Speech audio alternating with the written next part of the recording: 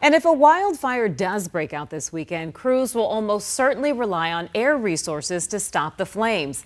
But just as Arizona enters peak wildfire season, the cost to fight fire from the air is surging. Rising jet fuel prices driven by the war in Iran are pushing the cost of operating firefighting aircraft across the West. 12 News journalist Maria Stobbs is here with us. And Maria, how is this impacting the wildfire response for Arizona?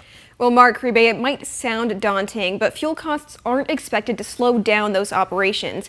Instead, the concern is how much of these costs will fall onto taxpayers and whether the ongoing war could tighten global supply even further.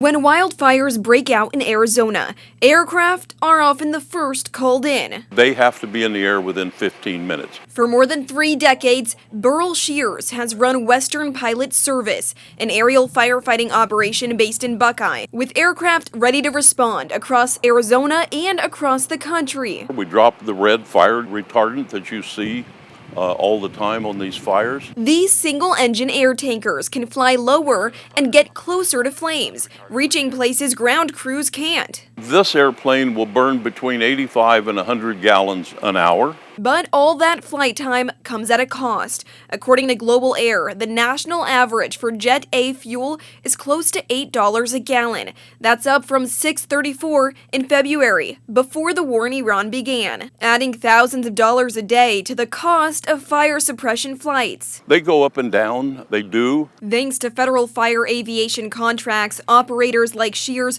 aren't absorbing those cost increases. And if they have risen significantly, they will give us a flight rate adjustment to pay for the additional cost of fuel. Instead, taxpayers would take on the costs. The U.S. Forest Service tells 12 News it spent more than $52 million on aviation fuel last year. This year, the agency has budgeted $45 million. I think obviously if these prices stay up, it won't be enough if the fire season is as severe as it was last year. What concerns Shears most is the supply. As of mid-May, the California Energy Commission reports jet fuel stocks at their lowest level in more than 4 years. The worry is the supply will be interrupted refueling these smaller airports that we work on, so they may not have fuel. Shears says his company is ready if that happens. Everything that we have capacity for storage is all full.